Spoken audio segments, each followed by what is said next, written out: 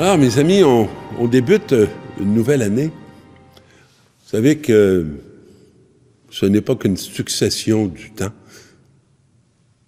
c'est une progression dans le temps. Et cette nouvelle année nous donne l'opportunité de bien incarner la vie nouvelle à laquelle on est convié. J'aime la foi chrétienne. Ce qui ne veut pas dire que je méprise les autres, mais ce qui affirme clairement que j'aime la foi chrétienne.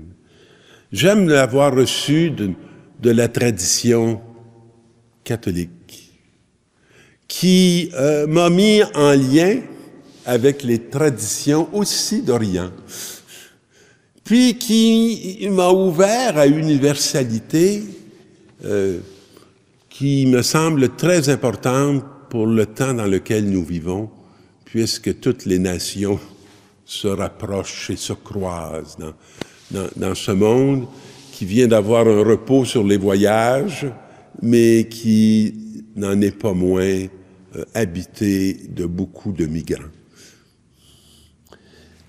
Lorsque les temps furent accomplis, c'est pas rien. Comme parole de notre ami Paul, Dieu a envoyé son Fils. Mais regardez bien ce qui arrive tout de suite après. Il est né d'une femme, il a été sous la domination de la loi de Moïse pour racheter ceux qui étaient sous la domination de la loi et pour faire de nous des fils. C'est ce que j'appelle être incarné. On nous sort pas une grande théologie avec des mots savants.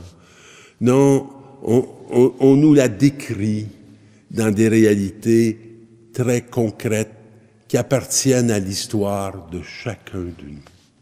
Né de la femme, qui était sous la domination de la loi. Puis, et pour faire de nous des fils, on n'est pas que des citoyens d'un monde.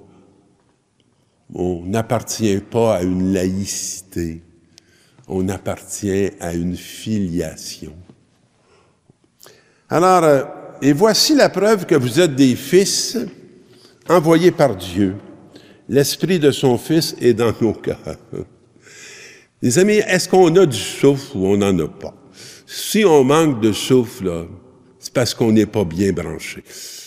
Parce qu'on n'est pas dans cette réalité qu'arrête pas de nous répéter la parole, que Dieu n'arrête pas de nous dire si nos cœurs sont attentifs et que nos oreilles sont bien ouvertes.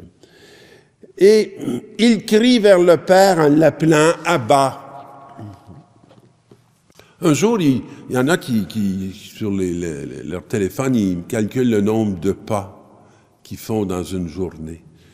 J'aimerais ça avoir une application pour comptabiliser le nombre d'Abba, Père, que je dis dans une journée. Parce que les pas qui me font avancer, c'est ceux-là. Les autres, ils déplacent mon corps.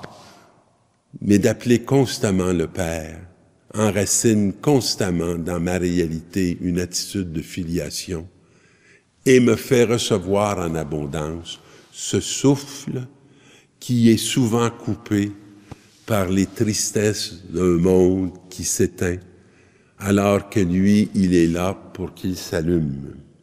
Ainsi, tu n'es plus esclave, mais fils. Et comme fils, tu es héritier de la grâce de Dieu. C'est pas un dû, hein? C'est une élection. C'est un choix. C'est une volonté de Dieu. Pas pour qu'on fasse sa volonté puis que la nôtre se fasse pas. Non. Non. Pour qu'on soit vivant, parce que mort, on peut même pas accomplir notre volonté. Personne désire d'être mort, même si souvent nos choix sont des choix de ténèbres et non de lumière. Mais sans cesse, il renouvelle son alliance pour qu'on puisse entrer dans cette alliance, cette filiation. Quand les bergers arrivèrent à Bethléem et découvrirent Marie et Joseph avec le nouveau-né couché dans la mangeoire, Après l'avoir vu, ils racontèrent ce qui leur avait été annoncé au sujet de cet enfant. Moi, il y a plein de naissances dont j'ai été témoin cette année, de choses qui me réjouissent. Qui sont des choses de la terre, mais dont la provenance n'est pas que terrestre, dont la provenance est lumineuse et vient éclairer des situations dont on avait besoin d'émerger. Il y a de ces naissances qu'on sent que le monde devient meilleur. Il y a de ces naissances qu'on sent que le monde n'est pas jugé, mais qu'il est choisi et qu'il a suffisamment de prix à nos yeux pour qu'on donne et qu'on offre sa vie et son être. Alors Marie, elle retenait tous ces événements et les méditait dans son cœur. Alors que les bergers racontaient, Marie méditait.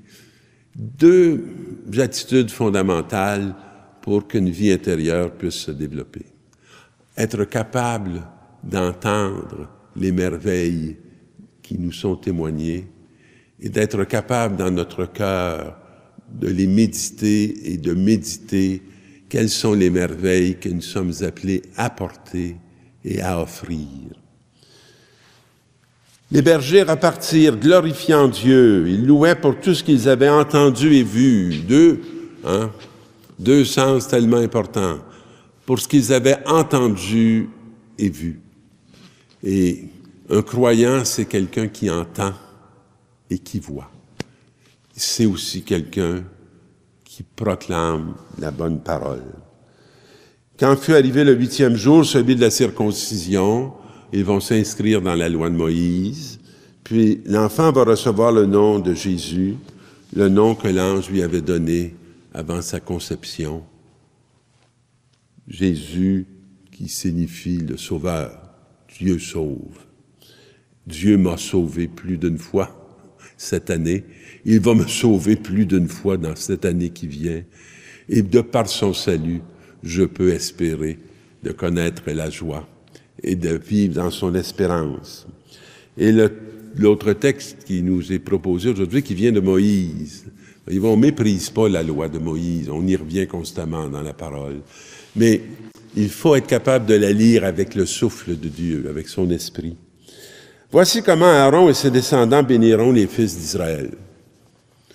Je vous souhaite de recevoir une bénédiction comme peuple, comme une personne qui appartient à un peuple en marche, comme un croyant qui n'a pas les mains pendantes, mais qui a les mains qui le rattachent à tout un monde qui cherche à accomplir cette volonté pour que cette année reçoive des transformations dont elle a besoin.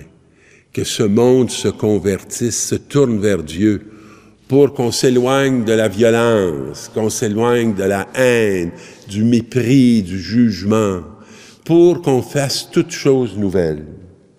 Que le Seigneur fasse briller sur toi son visage. Mon Dieu, que ça fait du bien de voir la lumière de Dieu dans la face de quelqu'un.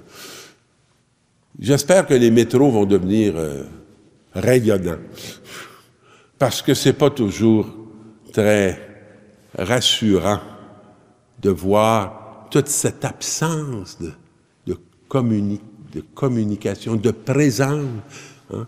On est comme tous emmurés dans notre petit univers, puis l'univers nous échappe parce qu'on ne le prend pas à bras de corps. Hein? C'est ainsi qu'il t'apporte la paix.